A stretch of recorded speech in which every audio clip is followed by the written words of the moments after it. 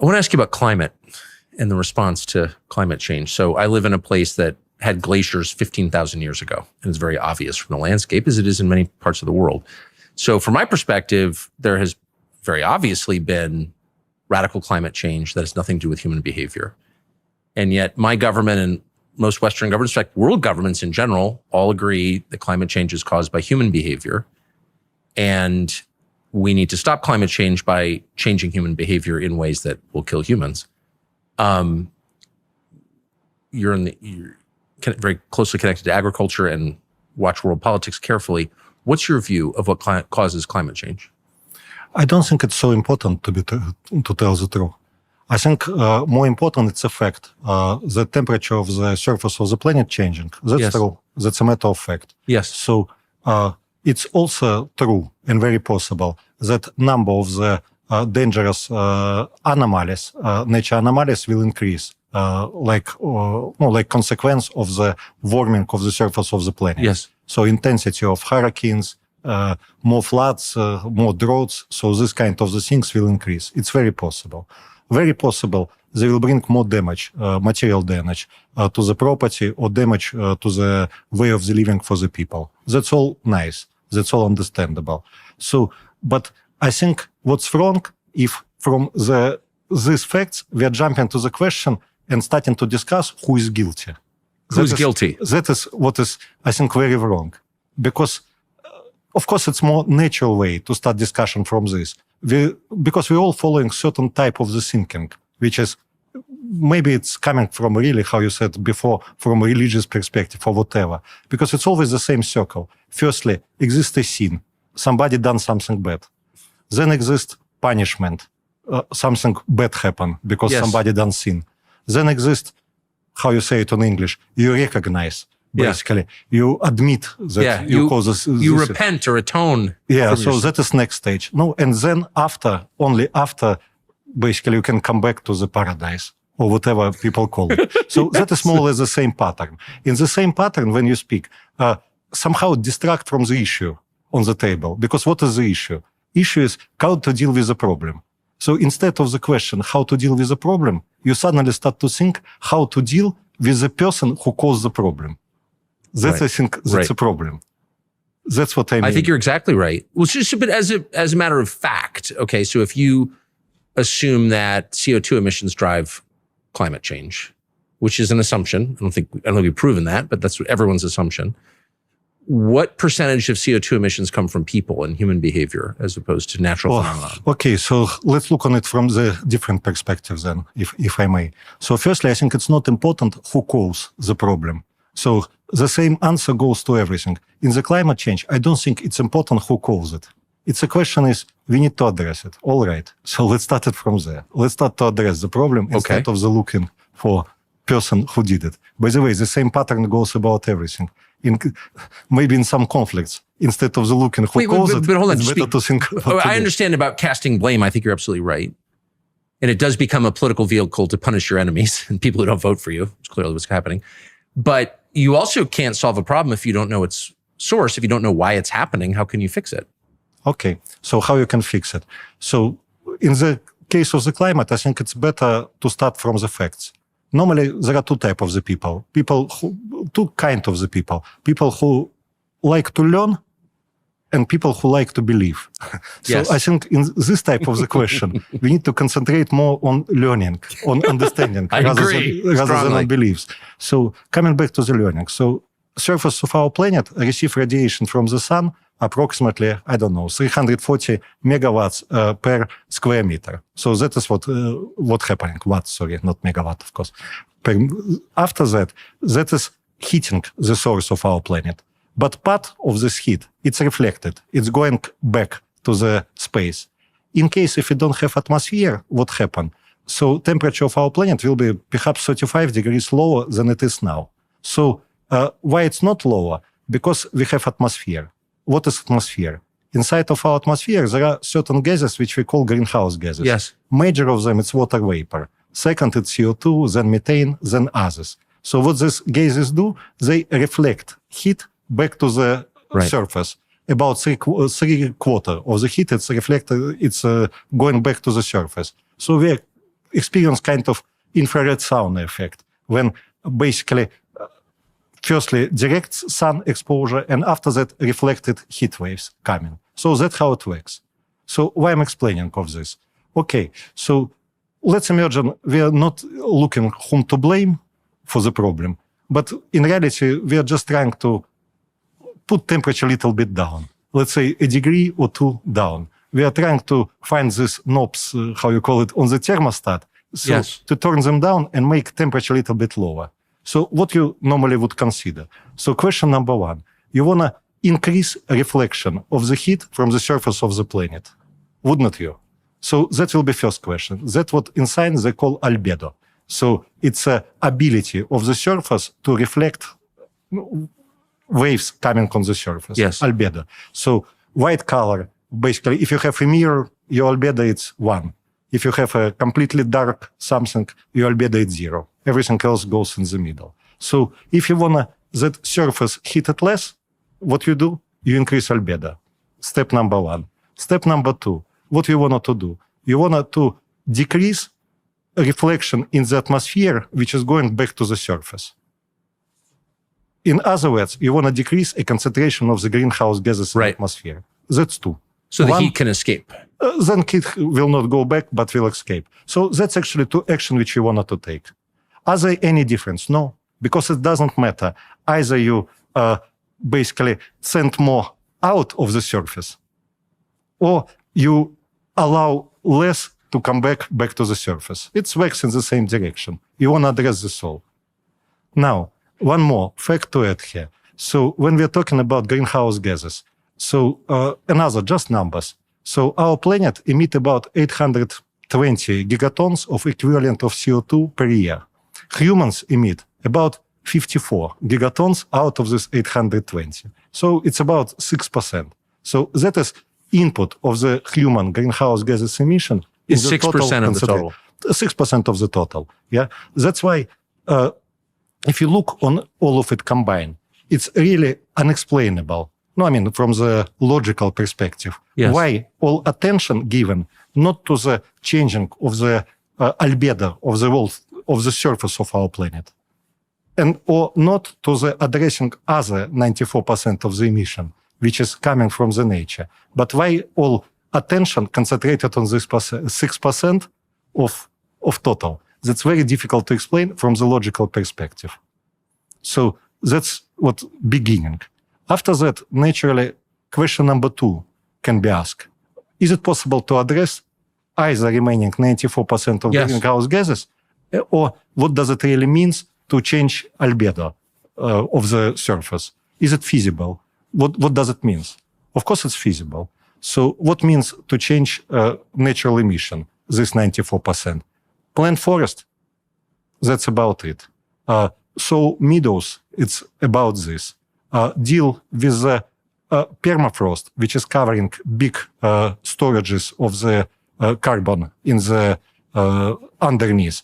It's also to deal with the CO2, so which is trapped there. So there are different ways to affect natural caused emissions. That calls natural-based solutions. Exist estimations and numbers which show the potential of it. It's about 18 gigatons, 20 gigatons, so numbers like this. So it's more or less about half of the anthropogenic emissions can be much more cheaply mitigated by natural-based solution. So that's story number 1. Story number 2 about albedo. I'm sorry, I'm going a little bit into the deep. May I ask you to just pause on one question? So planting forest is number 1. It's one of the options. In the natural-based solution, planting forest, it's one of the options. That seems easy, cheap. It creates beauty.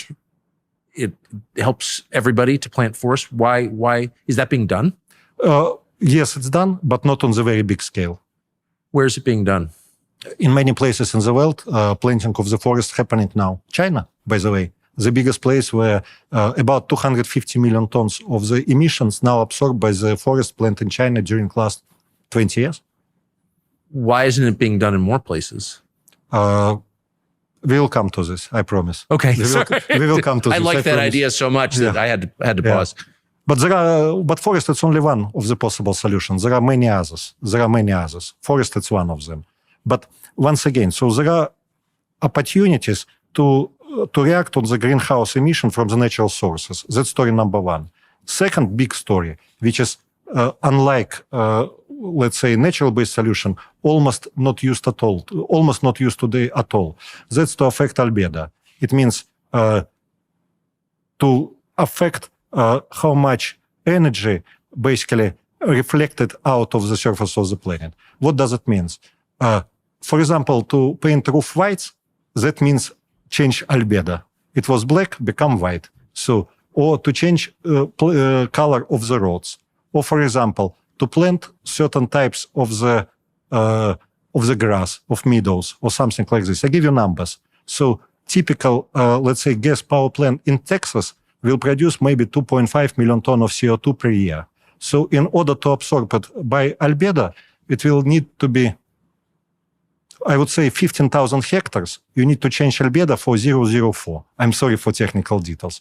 It's not very much. So, for example, when you plant in the black soil cotton, it's increased albedo about 5 times bigger. So that's how you can compensate one by another. Well, you can fight climate change by planting cotton? It's very good. It's very good instrument to change albedo of the surface. It's one of many. You can paint surface of the buildings. You can, do certain techniques which allow ice to melt a little bit later, because when it's ice, it's kind of mirror. So albedo of the ice, it's very high, it's reflect a lot. And when ice, for example, melting during summer period of time, what's happening, it's basically what is underneath ice becoming exposed to the atmosphere. Yes. And that is usually black color. So albedo, it's increasing. So if you can find solution which allow ice to melt a little bit for the shorter period of time in Arctic, that's also very effective way. And you mentioned painting the roads white? What's wrong about it? Well, no, I've never thought of that. Or painting the roofs. When it's very hot, what you do on the street? You're trying to wear white. Of course. When it's very cold, you're trying to wear black. Why? Because black make you warmer. White reflects sun. Same goes about any other things. But amazing thing is that it's very simple, very cheap, and basically numbers which can be achieved by this are comparable to what we are doing now with anthropogen emission. Like I said, Texas, to offset emission dying by the typical power plant, gas power plant, you need 15,000 hectares. Maybe 10,000 of hectares will do. So one versus another. So what I'm trying to say, that there are cause, there is a problem, change of the temperature. There is a desire to do it. So exists very strange way how we deal with this today. We found someone whom to blame, human in this case, and trying to reduce what humans do. But exist a number of other options. What is the good news? You can do something with albedo, and you can do something with a number of the natural-based solutions. And from my understanding, that we don't have other way forward. I mean, in case if you're really serious about this question. You're a private sector businessman. I'm around politicians a lot, so it's obvious to me why we're pursuing the less effective way, which is that it gives political leaders more control over their populations. If I paint every house roof white, or if I plant cotton rather than some other crop, it doesn't give me any more power. But if I control what kind of appliances people use, or if I close down coal plants and replace them with ineffective means of electricity generation, then I'm more powerful. Isn't that the answer to the question? That's partially an answer. In reality, I think if you go back a little bit to the history, how happened that suddenly humanity start to concentrate on this climate change story. Actually, it started, I would say, in end of the 80s. So it started maybe from the speech of the Prime Minister of England, Margaret Thatcher, which she delivered in 1989 in the United Nations. So what was the moment at that time? Basically, it was a moment when world seems to move away from the previous big danger, from the nuclear war. That's right. So that was a moment of kind of reorganization of the world. And that was exactly the idea of her speech. So she said that, okay, now when one problem passes, we have ability to concentrate on another, on dealing with the climate change. It's always good to have something what you fight against, don't you think so? Yes. So that was the beginning of the story. After that, 3 years after that, in Rio de Janeiro, convention was signed. In the Day of the Earth, convention was signed. Convention which start to put in place formal mechanism of combating possible climate change implication, etc. There are many strategies which can be applied in order to move forward with this task. But at this moment, a particular strategy was chosen. Strategy which was concentrating on killing fossil fuels or reducing dependence from the fossil fuels in different industrial processes. So that was a moment when it's happened. So question is, why it's happened at that time exactly in this way? I think it's happened because at this moment of time, international institutions which were concerned with this issue, United Nations and others, were basically dominated exclusively by the Western, let's say, Western influence at this moment of time.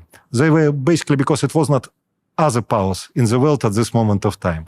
So how some people call it, it was end of the history, end of the history moment. So it was one power, and all institutions in one way or another basically move towards goals more, let's say, beneficial for this power at this moment of time. So why Western countries took away of the combating climate change through this specific mechanism, through the combating of the dependency on the fossil fuels or dependency of the industrial processes from the fossil fuels? Very simple, because it was two benefits. Benefit number one, to reduce dependence of energy imported from the faraway places. Yes. Energy security. Okay. So that's a good reason. It's a pretty good reason. And second reason was that new technologies which is needed in order to produce energy, not from the fossil fuels, but let's say from renewable and other sources, or new industrial processes which need to be developed to do other job without using fossil fuels.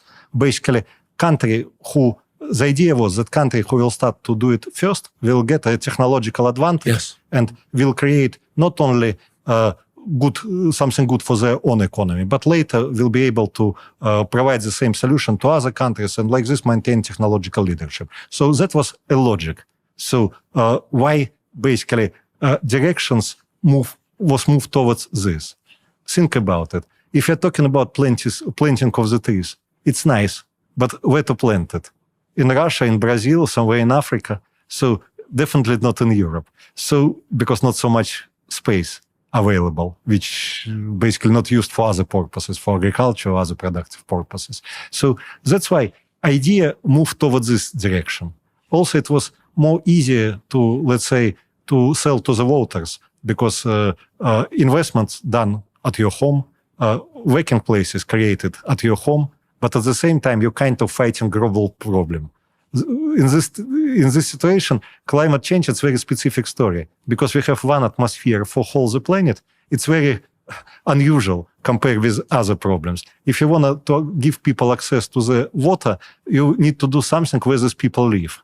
If you wanted to do something with the climate change, you can do investment in your own territory, benefiting your industry and your taxpayers, but still fighting global good. So this is kind of asymmetry existing. That's the idea, and that's how it's been sold. But in effect, climate policy has reduced the standard of living of people in the United States and Europe. It's made energy more expensive. It's made them poorer. Actually, what happened exactly what it should happen. So by applying something what is relatively expensive, slowly, local industry start to be not very competitive. Like result, working places and production start to shift away to the countries where it's more competitive to do. So like result, that is what really happened. So who is leader today in terms of the solar panels, in the wind, basically? Of course, China, electric cars. So that's what happened. So basically, Western countries started trend with decarbonization, trying to achieve one result, but in reality, another result was achieved during the same period of time. What Western countries do today? First of all, I will tell about Europe because they're in forefront of all of these processes. So, okay, domestic industry become not competitive. So what you do? So firstly, you try to subsidize them using basically different budget money. Okay, but then your competitors starting to do the same. I'm talking about China or other countries or United States, like famous Inflation Reduction Act of the President Biden, which is bringing a lot of money to subsidize renewable energy. Yes. So we start competition of this. Okay, one story. But poor countries cannot compete. They don't have money for this. Second, what Europeans doing and what will happen in other countries as well, you start to create a barrier for the goods which is produced in other part of the world, but which should enter your territory. Meaning, if carbon reduction in your domestic place cost, I don't know what it costs today, maybe 80 euros, and if some producer produce goods in another place of the world where carbon reduction costs zero, yeah, so his products, when they're coming to the Europe, he will need to pay duty. It's so-called CAPM mechanism. They will need to pay duties to compensate the cost for difference with the cost with European producers. In other words, the story is pushed for other countries to follow the same agenda. So that's basically where we are. Step number one, it was logical to choose, from the perspective of the Western countries, to choose this course on a certain moment of time. So number two, it did not brought them too many good, because basically simply they start to kill the industries which start to move to another place. Yes, I notice. Now they're starting to do step number three, trying to be protective, to create certain type of the trade barriers based on the different carbon prices. So that's where we are going. Everything is nice, only it has nothing to do with the climate. If you're focusing on reducing the activity that produces only 6% of greenhouse gases, then, you're probably not going to have a big effect on global climate, right? No. What we know, that whatever we do, temperature keep rising. Yeah. Concentration of greenhouse gases in atmosphere, it's keep rising. But at the same time, when we read numbers of the resources allocated towards fight with human pollutions, what we see today, numbers, it's about $5 trillion annually. In order for the world to be on the trajectory till 2030, where we are trying to be, it's require about $5 trillion to be spent annually for this. It's roughly 5% of the world GDP. Yeah, it's comparable with the numbers which spent for all defense globally. It's about 3.5 trillion, for example. So, of course, these resources are not easily available. And especially they're not easily available in countries which don't have financial means to attract this money from the market, or don't have strong budgets or other possibilities. So, like result, what happened? Ability of the humanity to react on other important issue was greatly reduced. United Nations counting 17 sustainability development goals, like fight poverty, access to electricity, etc. So climate, it's goal number 13 in this list, really, number 13. So, but that's goal, allocate most of the resources.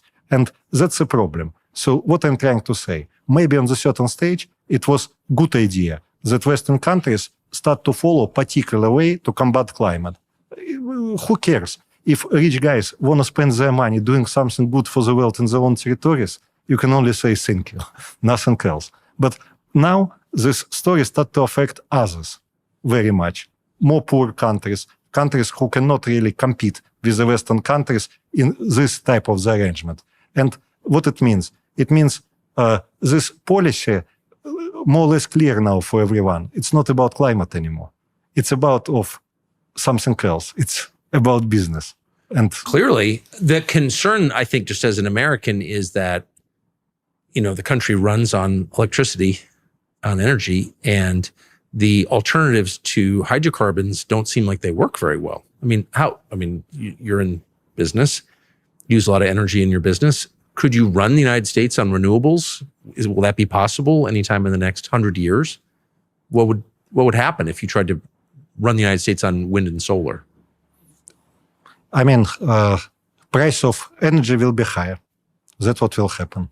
Price of energy will be higher. So it will be much higher than we do have now. So is it good or not? It very much depends what will happen in other countries. Because by itself, it's important if American industry will be competitive with these prices. Because if it's competitive with these prices, market will adjust itself, and at the end of the day, it will be good for American people rather than bad.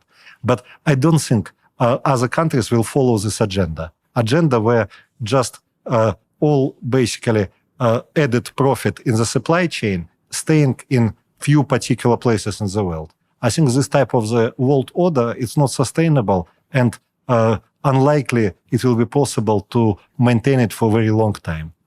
And also, to don't forget one thing. So all of this done in order to fight climate change. What I'm trying to say, what all of these arrangements have nothing to do with fighting climate change. I've noticed. They have something to do in order to justify certain type of the trading policies or investment policies. Can I ask you one last question about energy before I get into the solutions that you think would actually work? And that's AI. It seems to, server farms are a massive draw of energy, and AI seems to, as projected, be one of the biggest consumers of electricity in the United States. Doesn't that kind of make the transition away from hydrocarbons impossible? How could you power all that? Everything possible if you have money. Is it reasonable to do everything what's possible? Usually in life, it's not.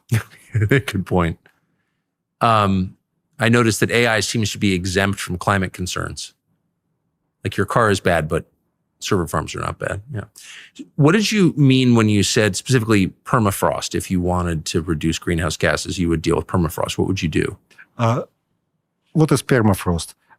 So beneath the permafrost, usually there are organic matters. So meaning some time ago it was forest, it was, meadows, it was something else. And then glacier came, cover, but what was there before remains under. So what's happening when permafrost is melting? And it's melting now. By the way, I should say that average temperature of our planet increased about 1.5 degrees. That's more or less number. But Arctic... Over what period? Compare with the pre-industrial level, how they say.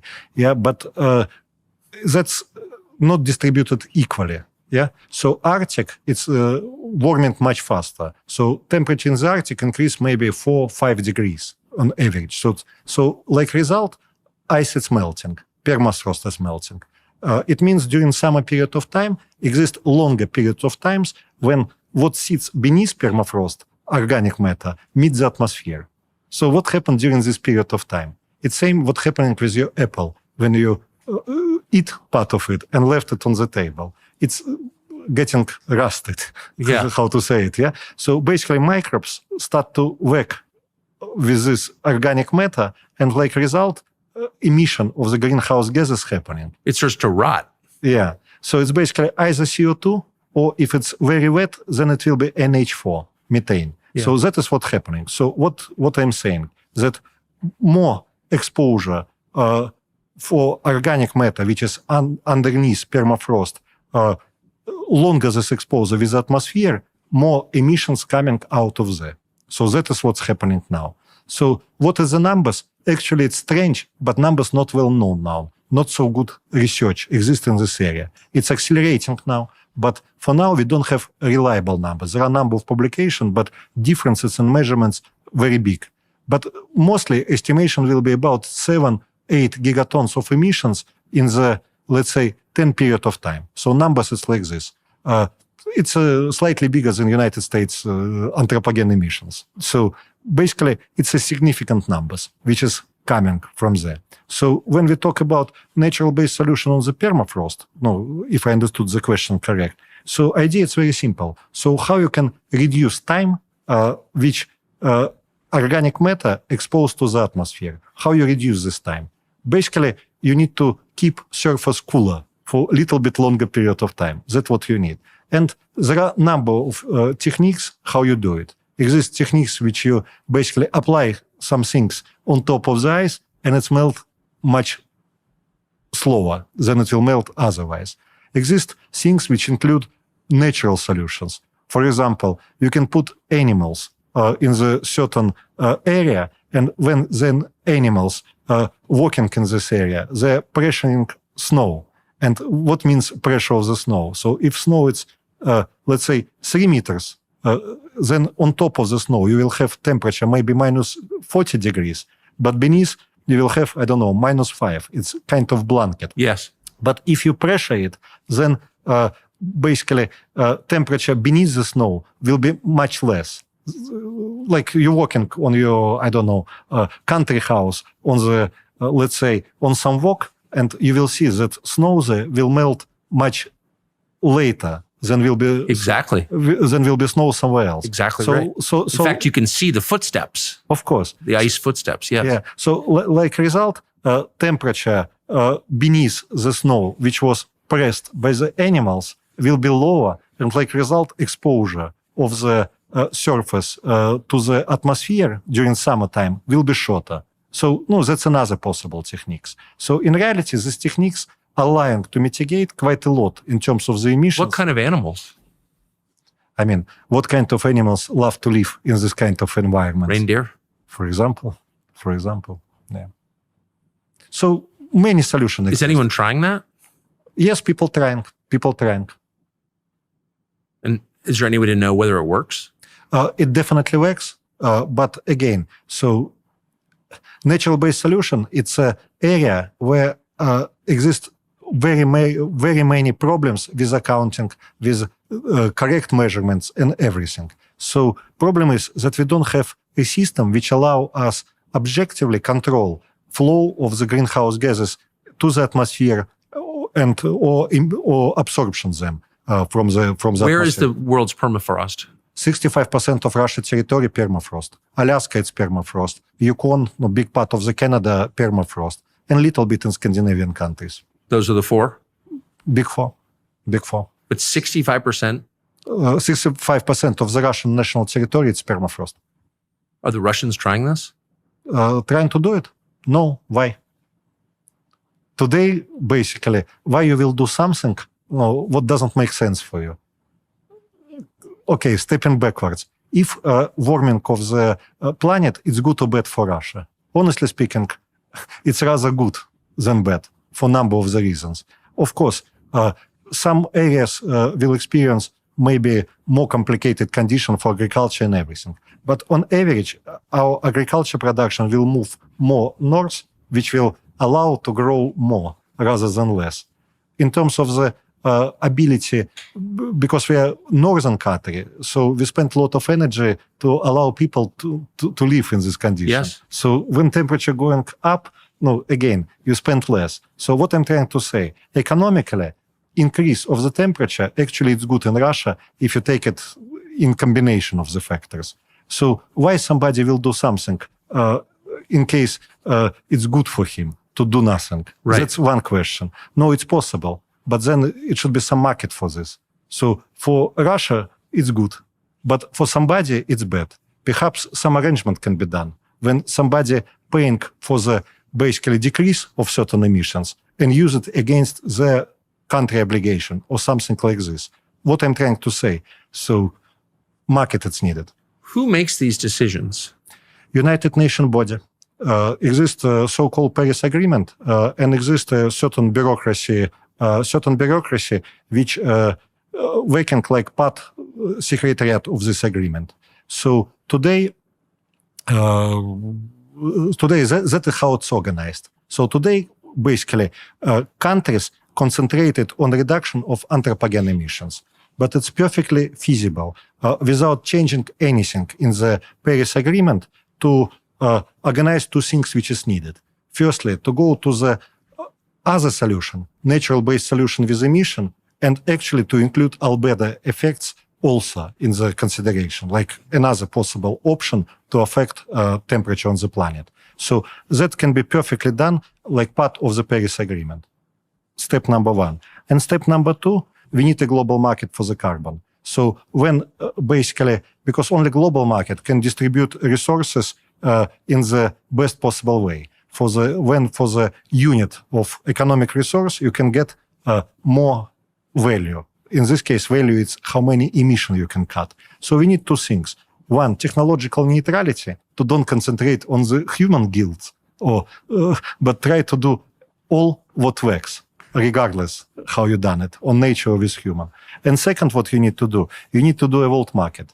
Paris Agreement envision world market. Exists Article 6.2, 6.4 of the Paris Agreement. But these articles are blocked today and they are not operational.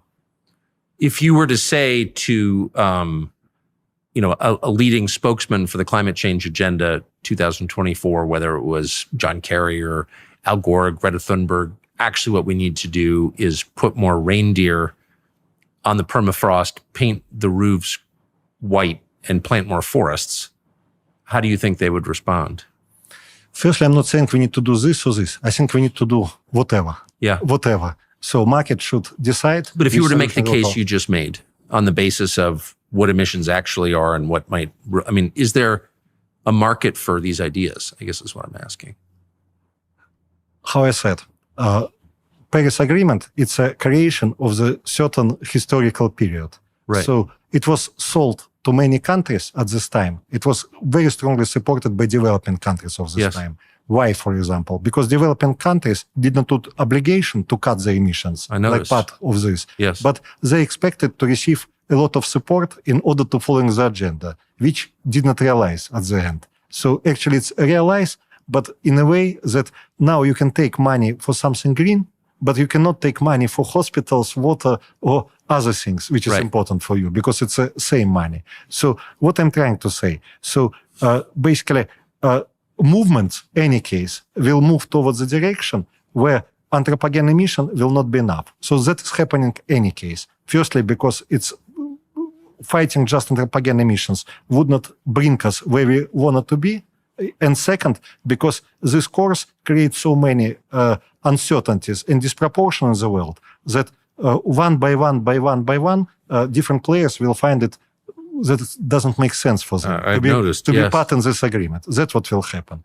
That's why what to say here. So if time coming that this question should be addressed seriously, question of the fighting temperature of the surface, not question of fighting, of killing economic activity of the guilty humans. So if question really starting to be addressed seriously, then it's take, of course, strong leader just to say it. And this leader, it's a question when it will come, but I'm pretty sure it will happen. But right now, there's no lawmaking, regulatory, political body rational enough to say what you just said, is there? Today, this Paris Agreement process basically run by the bureaucracy. How it works, for example. I told you that Article 6.2 and 6.4 it's blocked. That's a good example. So by whom they block? By Europeans, by European Union. So I explain why. It's pretty simple. So price in the Europe today, it's about 80 euro per ton of CO2 reduction.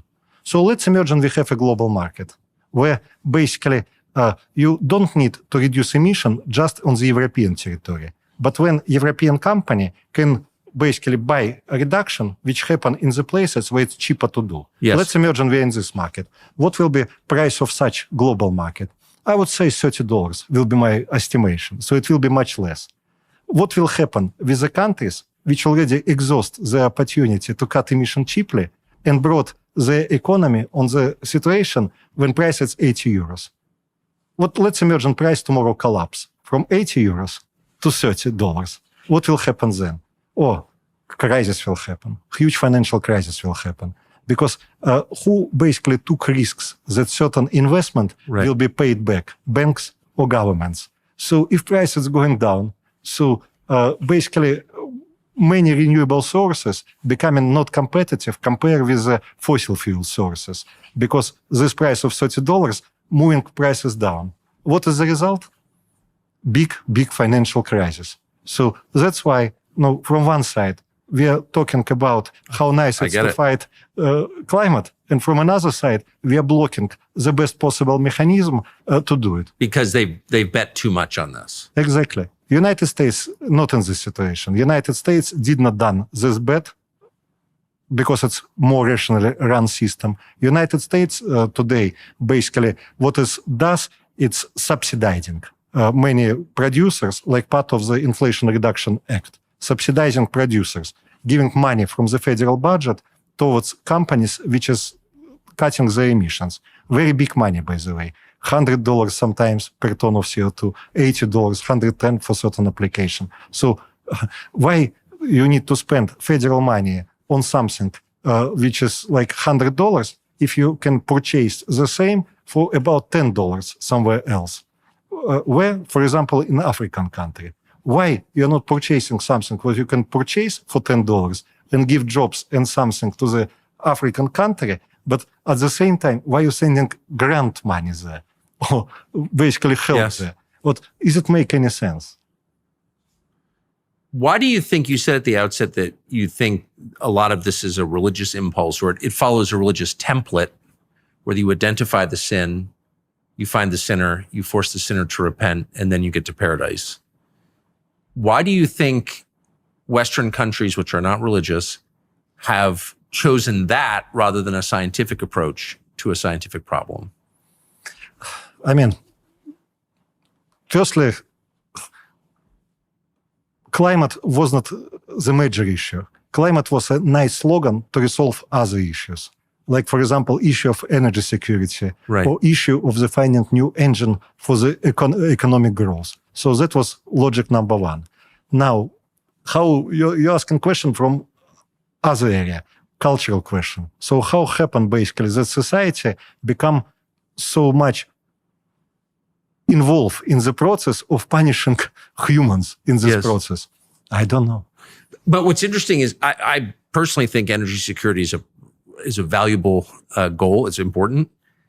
But the United States achieved, and so after 9/11, you heard people say, well, these countries are crazy. We can't rely on them. They're driving our foreign policy. We're getting in all these wars because we need their energy. And then the fracking revolution happened in the United States, and we were energy secure with gas. We had more gas than we flare it still. So why didn't we just declare victory at that point? That's exactly my hope. Because exists only one country in the world who can actually change all of this paradigm in the climate agenda. It requires strong leadership, and I see only one country in reality who can really do it, and that's United States. And why this reason can be? Because exactly what you said. So other consideration like energy security, etc., basically not a problem for United States anymore. So because it's not a problem, it's not objective reasons to basically go against this trend. You remember President Trump went out of the Paris Agreement when he became a president. He suspected that Paris Agreement, it's not exactly about climate. He suspected that it's kind of the instrument to redistribute working places or investment between different parts of the world, and perhaps not for the benefit for the American citizens. Perhaps. Yeah. So time show that basically his suspicions were very correct. We spoken some minutes ago about achievement of China in terms of the electric cars, wind turbines or solar panels. So basically, yes, that was like this. So after that, when President Biden came back to the White House, he reversed decision of the President Trump. And idea was, of course, because it was noble goal, still climate crisis need to be addressed somehow. So that was basically decision from another side. So that's where we are. To be honest, I don't see why something cannot be done which achieve both results at the same time, which keep United States very much engaged in the process of the global climate agenda from one side, being the leader of the Paris Agreement or any other agreement which may come in its place. But at the same time, to propose solution which is basically beneficial for the whole system and specifically for United States. Because now, in situation when United States, it's not depends anymore from the import of energy as such. I mean, it's a little bit exported, little bit imported, but total balance, it's good in United States. So it will be economically much better, for my understanding, for American economy like its whole, to move to the direction where it's not market which is closed in terms of the carbon market, but open market, where basically American companies can do what they do and find a way how to deal with the emission in the best economically possible way. Either decrease it domestically or go and purchase offsets produced in some other places. So do what American business always know to do the best: adapt and see better opportunities.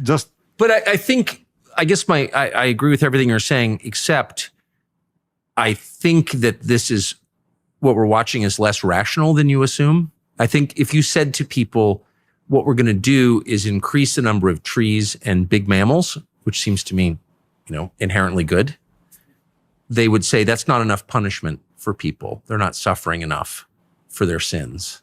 I do think that would be the reaction in the West. Well, what good is that? It doesn't hurt us enough. Do you sense that? What I can say? That requires strong leaders to basically move people towards solution rather than towards looking who is guilty. Yes. And that's required not only in the climate. Why are there no strong leaders in the West anymore? Because people follow public opinion. They follow what public wants. So they adapt what public wants. Strong leader should translate some new senses, should translate innovation, that's what leader means. Give new senses and then make the people understand you. And like this, you move Bring forward. the people with you. Don't follow the people. Exactly. Right. But the West has had leaders like that through history. It has none now, not one that I can see. It's strange when the entire West, every leader of every country is weak. It will happen. It always does. What's China's actual thinking on climate? So Trump made the case that China is playing us. They're benefiting from this. They don't care about the climate, global temperatures. They care about industrial capacity. They care about their economy. And they're using the Paris Accords to help their economy. What is their thinking on climate, do you think? I think they behave like a responsible global power. And today, actually, China in more or less same situation where Europe was some time ago.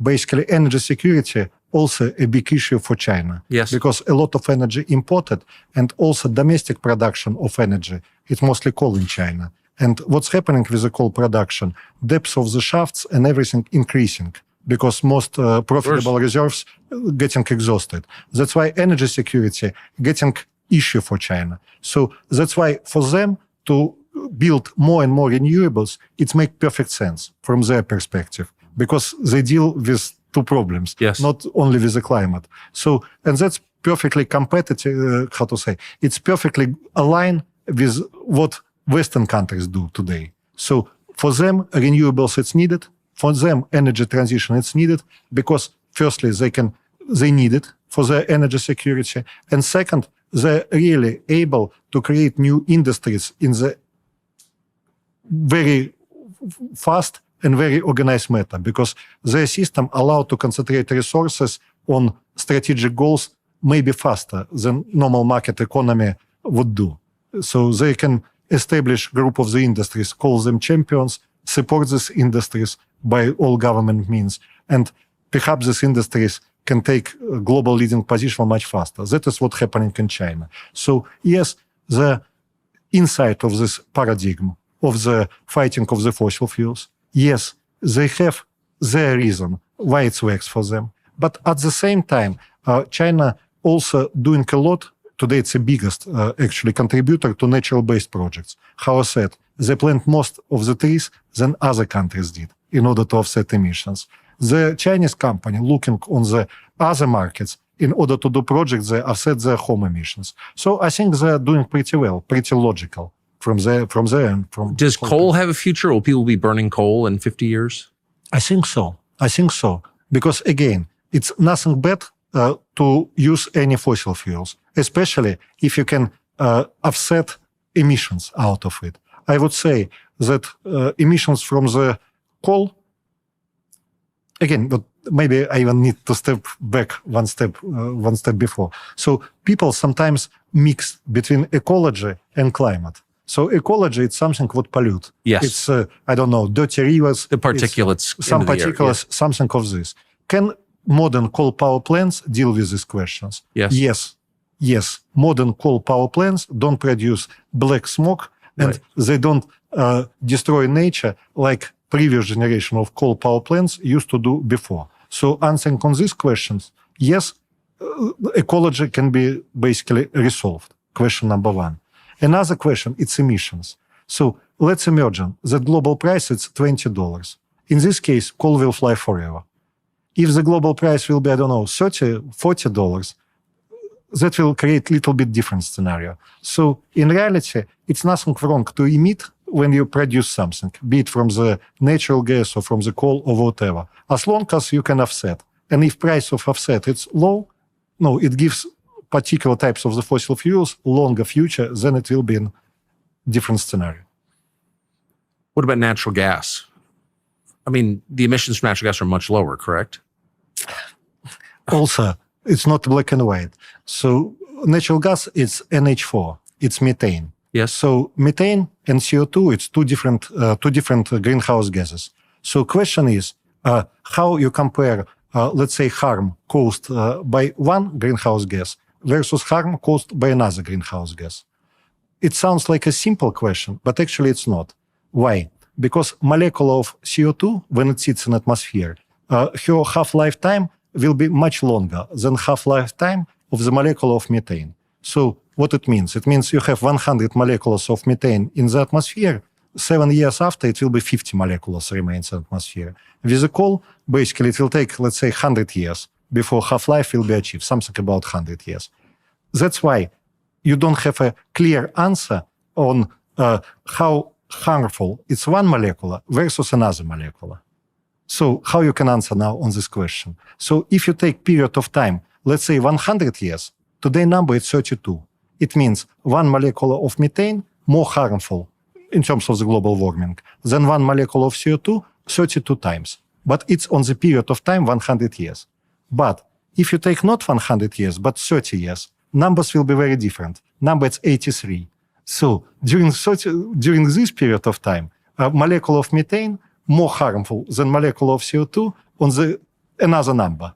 You understand the logic? Yes. Because half-life is very different. That's why, so if basically you use ratio 32 on the 100 years time, and if your goal is to equalize two harms on the 100 years term, then most of the basically power plant which is running on the gas will be better than power plant running on coal. Coal will die. But if you are trying to orient basically on the shorter period of time, like 30 years, what, for example, that is something what interesting to you. Opposite will be the true. That's why it's not so simple question. Well, given how hard it is to measure even something that straightforward, it seems straightforward, how do we know what global temperatures are doing? Approximately. So there are, basically, this measure is pretty good right now. So that you can do. You have satellites, you have a certain network of the things in the oceans. Is sea level rising? Apparently so. It's what? Looks like. In some places rising, in some places getting probably a little bit less, but on average in the planet, definitely rising. You hear that this is going to unleash a series of catastrophes on humanity. Do you believe that? Exist certain reverse loops. So, and we don't understand how exactly they will work. So when surface of the planet it's heating, for example, ice it's melting. When ice is melting, more emissions coming underneath of this ice if it's permafrost. Or, for example, more water vapor coming in case if it was ice on top of the oceans. That's increase the effect of the heating once again, because all of these gases coming to atmosphere. So certain loops exist. Exist other loops in the climate system. So where is the big danger sits? Danger is we don't really know system is so complicated, the total balance in the atmosphere, it's so complicated that we don't really know what they call tipping point. A moment when system will start to behave abnormally, when number of the events, not good events, will start to increase faster than it's doing now. So we don't know it for sure. We don't know it for sure. So again, there are people who believe and there are people who learn. Yeah. So of course, more complex question you go, amount of believers becoming much bigger than amount of the learners, because it depends on Well, can I ask you a question? Why not just admit that? Why don't leaders just say there's some things we don't understand, they're very complex and there are too many variables and we don't really know where this is going, but we're concerned. Why not just be straightforward with the global population rather than predicting in a way that's impossible to really know what's going to happen? Simplicity. People learn to do very simple messages, and to admit that you don't know something does not sound like a very strong message, right? Yes, but don't you discredit yourself? It's hard to believe you when you lie a lot. And it does have a counterproductive effect. I mean, if they're telling me that, the Maldives won't exist, you know what I mean? It's like, but they still exist. I just don't believe you after a while. Don't they destroy their credibility talking like that? Apparently not. You see, world is still working, and people still think that basically what they heard, it makes perfect sense. So last question, which I really don't understand, but climate protesters in Europe have been destroying Renaissance paintings, no modern art, but all Christian art, in the name of ending climate change. How do you get from a concern about global temperatures to destroying art? What is that? It's a way to express yourself. Why certain people in the certain moments of change choosing to express themselves in this way, how do I know? That's a realm of another science. I'm not specialist in psychiatric or other types of the... But you'll admit there's something very deep going on here. When there are too many changes happening in the very short period of time, it's increase basically stress in the humans. When stress in the humans increase, the stress going to very different manifestation. So maybe it's not so bad that global warming chosen like big enemy, which we need to fight. Just little bit change the angle. Do you think Fight that not humans, but warming. Are we beginning a change period, or are we in the middle of it, or are we coming to the end of a change period globally? We are starting. We're starting. We are starting. Yeah, we are starting. Most dangerous time ahead. Well, on that happy note, Andreј Melnиченko, thank you. Thank you.